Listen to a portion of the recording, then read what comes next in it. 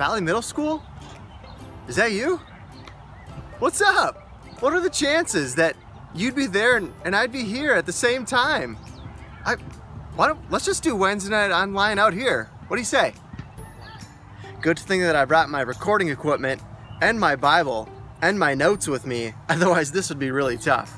And thanks for hanging out tonight. I'm glad we're here together. I was thinking we're due for a slight change of pace, and so I wanted to get outside, and the weather's getting nicer. And actually, the first thing I want to do tonight is I want to start off with a game, and the game is going to involve my brand new Frisbee disc.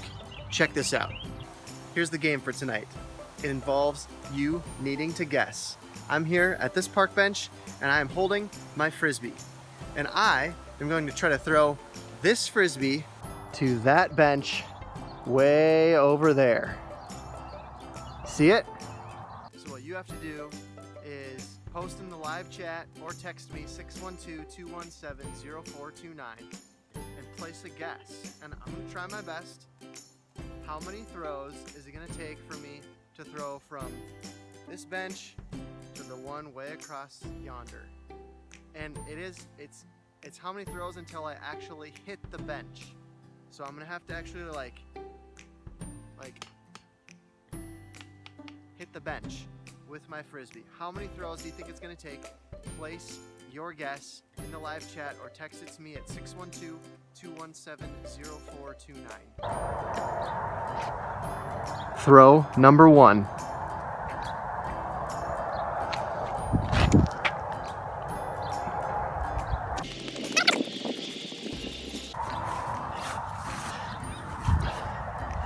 Throw number 2.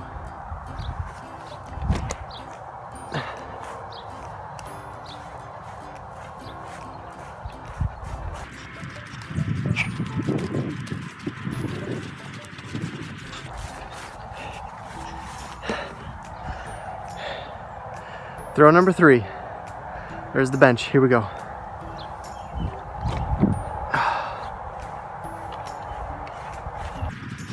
I don't have a chance with this one. I have good aim.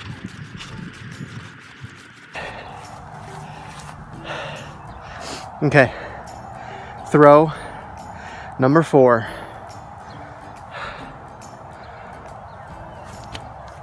No. Ooh, it almost went off the tree.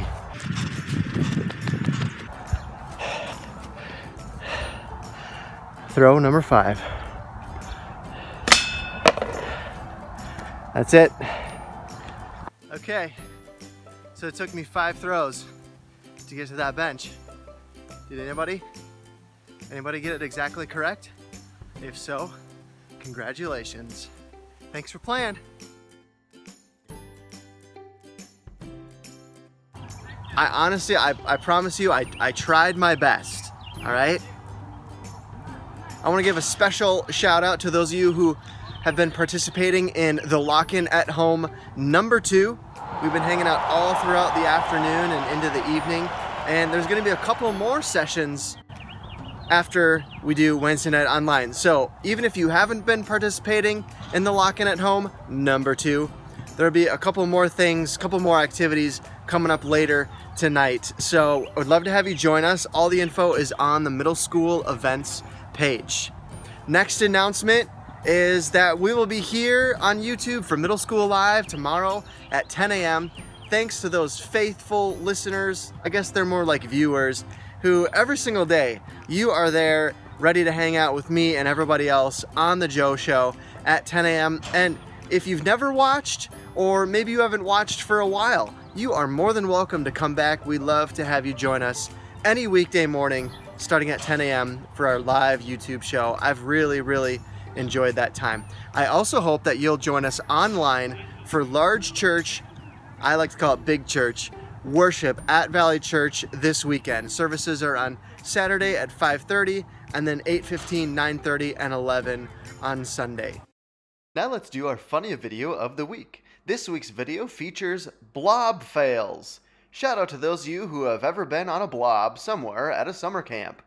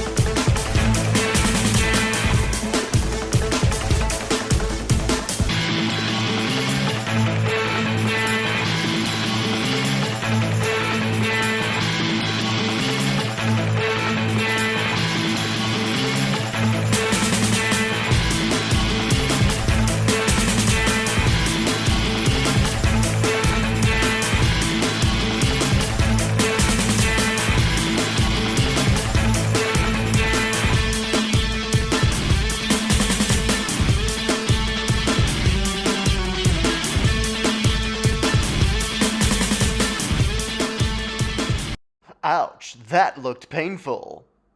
Here's the question of the week. Text in question! Yeah! I want you to think back, and can you think of a day that was just a really awesome day? Maybe it was a birthday, maybe it was a celebration, maybe it was a vacation, maybe a middle school event.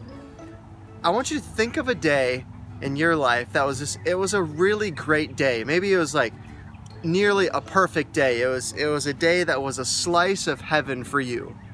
Describe what that day was like for you. So this is a day you've actually experienced sometime in the past in your life. What has been a really awesome day in your life, and what made it an awesome day? Go ahead and share that in the live chat, or you can text it to my Google Voice number, 612-217-0429. Answer that question, share about an awesome day you've had and why it's been an awesome day. We'll come back in about a minute.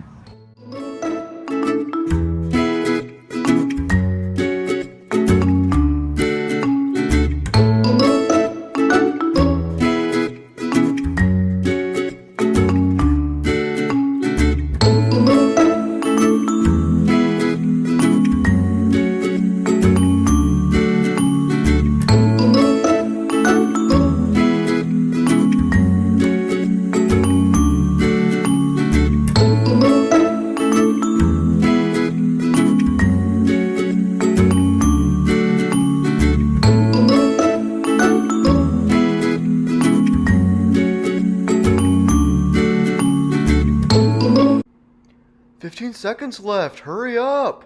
Oh.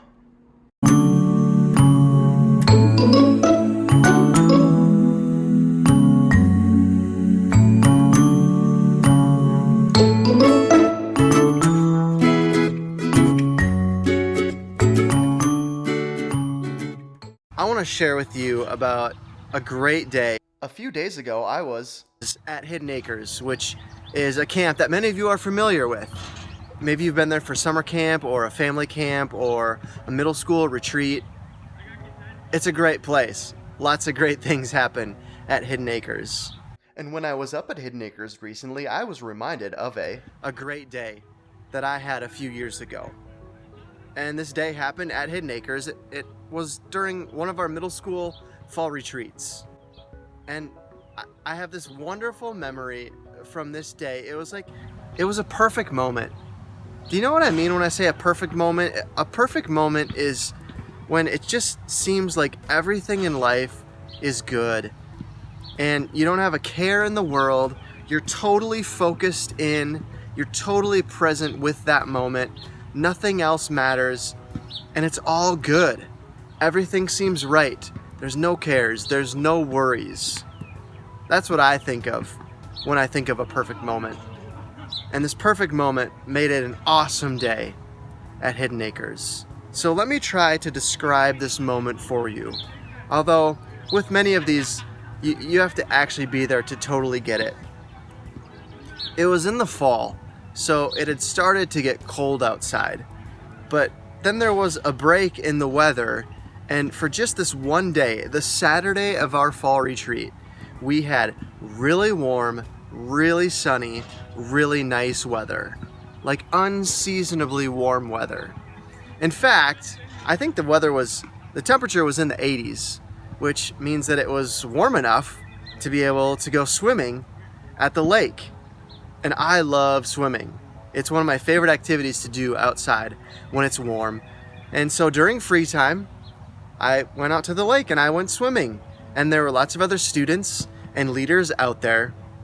And we were out on the diving platform. Is that what they call it? It's the floating dock, whatever, the square thing that's floating out in the middle of the lake. There were a bunch of us students and leaders hanging out there on the dock. And we played this really fun game. I think we called it Look Up. Is that what you call it? Many of you know what I'm talking about. We just had the best time playing this game. Let me describe the game. Everyone stands on the outer edge of that diving raft, the floating dock. We'll call it the floating dock. And it's a square. So everybody stands on the outer edge but you got to keep your balance so you don't fall into the water. Or you stand in a circle. It kind of depends on how many people are there. And you're spread out.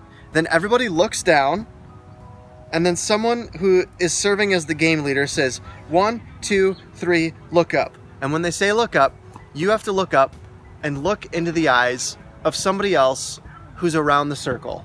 It could be the person right next to you, it could be the person across from you, or over here, or over here. So it's 1, 2, 3, look up. And you look at somebody else's eyes. And everybody else around the circle is doing that same thing. So here's the kicker. If you look at someone else's eyes and they are also looking into your eyes, that means if that happens, 1, 2, 3, look up, and you lock eyes with somebody else, you look at them, they look at you, you have to then engage in a fight to the death on the floating dock to see who will be the first one who falls into the water. And it's such a fun game.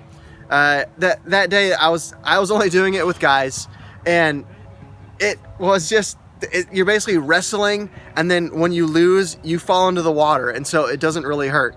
I think my favorite part of the game is when you know that you're gonna fall into the water, and so you just pull the other person into the water with you. The first person between the two of you who falls into the water is out. So that's one round. Then whoever is left stands around in a circle again. The person who fell into the water first, the last round, they're now out of the game. And so you have one fewer person, and then you do the same thing. 1, 2, 3, look up. And you keep doing this round after round after round until eventually there's only 2 people left, and then they fight for the final round and determine who is the final champion. And that's what we did that afternoon in that perfect moment. The sun was shining. The lake felt good. We were at Hidden Acres. We were away from normal life. No cell phones, no TVs, no distractions. And we were swimming. We were getting some exercising in. We were having fun. We were laughing. We were pushing each other off of that diving platform, the floating dock, into the water. People were cheering. It was a perfect moment. And that was a great day that I had in my life. And maybe as I'm sharing that story, you're thinking of another great day that you've had in your life. The reality is that our lives are filled with difficult moments, but our lives are also filled with really great moments. And I think recently, many of us have experienced a disproportionate amount of difficult, frustrating, sad, scary moments. And I'm not denying that we've had a tough experience in our lives over the past 2 months. But it's also the reality that there are good times to be had in life. And you're like, what is this good times you talk about, Joe? It's been so long since I've had that in my life. It's been a while since you can think of a good time that you've had. But our lives are filled with great moments. And that's what I want to focus in on today. Even when life is tough, even when you feel like lots of things have been taken away from you, there are great moments that we have in our lives every single day. So I'm thinking about my life today. You know what? There are some things that I'm missing out on today. I can't go see my friends. I can't go sit down and eat at a restaurant. I'm not going to be able to visit my family in Minnesota for Mother's Day. I haven't been able to gather with you middle schoolers in person for a long time. But even on a day where those things are true, like today, there are a lot of great things that happen in my life today. Just off the top of my head, it's a nice day out. I'm able to be outside in shorts and a t-shirt, and I'm not freezing cold. That's a good day.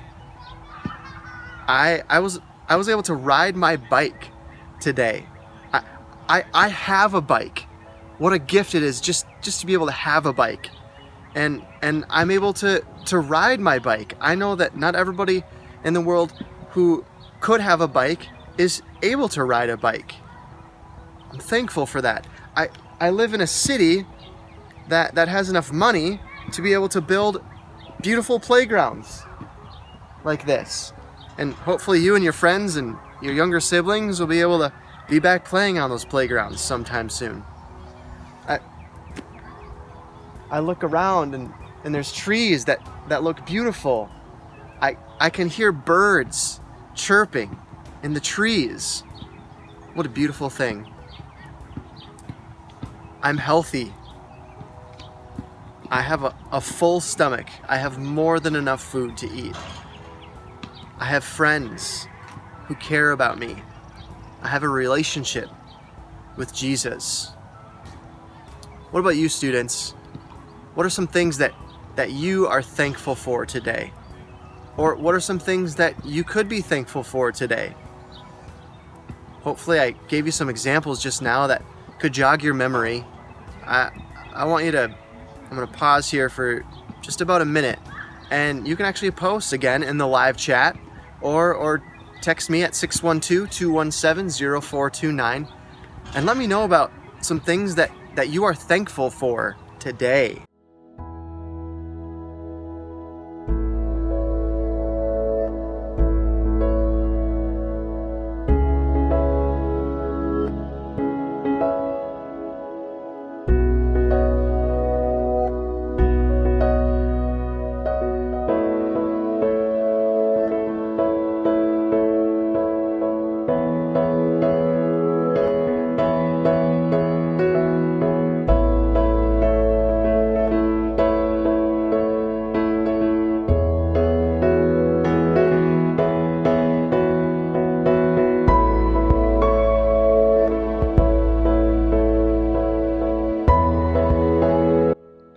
Seconds left. Hurry up.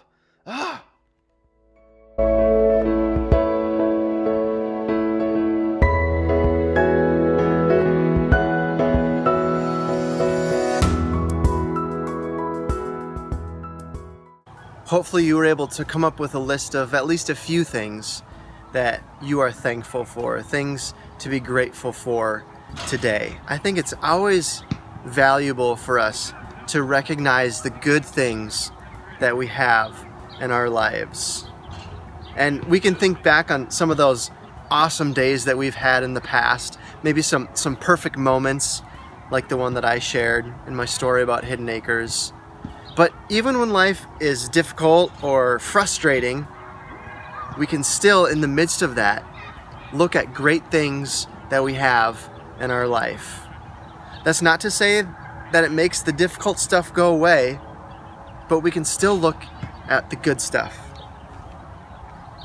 And whenever there's anything good in our life, an awesome day that is filled with perfect moments, or just the simple joy of being able to go outside and experience some sunshine in the midst of a global pandemic, James, in God's Word, has some really good wisdom for us. This is in James chapter 1, verse 17. Every good and perfect gift is from above, coming down from the Father of the heavenly lights, who does not change like shifting shadows. Here's the main takeaway I want you to have, students. Every good thing that has been in your life, every good thing that is in your life, and every great thing that will be in your life is a gift from God. So you know what that means? Anytime that you remember something good, or anytime you recognize something that's good in your life, that can be an opportunity for you to remember that God is the one who made that happen. Every good and perfect gift is from above, coming down from the Father of the heavenly lights. That basically means that our days are filled with opportunities for us to be reminded of God's goodness in our life. The fact that I am out here and the birds are chirping is a reminder of God's goodness in my life. The fact that I have enough money to be able to buy a toy like this Frisbee and to be outside and play it and throw it around, that's a gift from God. So the key for us is to not just focus on the gift, but remember also the giver of the gift. And students, God loves it when we enjoy His gifts. He loves it when you wake up in the morning and put some Pop-Tarts in the toaster and they come out nice and ooey and gooey and you eat them and you love it. That's great. He loves it when you're at Adventureland with your friends and you're screaming so much that your voice is hoarse by the end of the day because you're having so much fun. He loves it when you're saying ridiculous things and laughing with your friends in person or on Zoom. It's good and it's okay. God loves it when we enjoy the gifts He gives us. But let's also not forget who the giver is of those gifts. Every good and perfect gift is from above, coming down from the Father. Let's just not focus on the gifts without forgetting the giver who gives us the gifts. I'm encouraging you to recognize the good things that are in your life, even right now, and enjoy the gifts that God gives you. And then also, every time that you recognize there's something good in your life, remember that God is the one who makes that happen. And every time that we remember God is the giver of the good gifts, we are giving Him praise. We're giving Him glory. It's not, we don't have to like stop and sing a worship song when we're eating Pop-Tarts, but you know, while you're enjoying the Pop-Tarts, remind yourself, God is the inventor of Pop-Tarts. And if you only remember one thing tonight, remember that God is the inventor of Pop-Tarts. I mean, you could say that because He created us and we created Pop-Tarts. He's the giver of all good things. So students, don't just focus on the gifts. Remember the giver. Here's something I want you to think about as we head to our discussion time. And this is kind of a deep question, but I know you can handle it. Here's the question. By remembering that God is the giver of all the good things in your life, how does that change your relationship with God? How does it affect your relationship with God? How does acknowledging that God is the giver of all good gifts change your view of God? It's kind of a deep question, but that's what I want to leave you with. Thanks for hanging out with us tonight. We'll be back here for Wednesday Night Online next week, and of course, tomorrow morning for Middle School Live. Peace! And for those of you who would like to join us for the Lock-In at Home number 2, we will continue with the next activity at 7 p.m. It's dessert and worship through music. So head on over to Zoom. The next activity is at 7 p.m. We hope you'll join us. Thank you. Bye, bye, bye.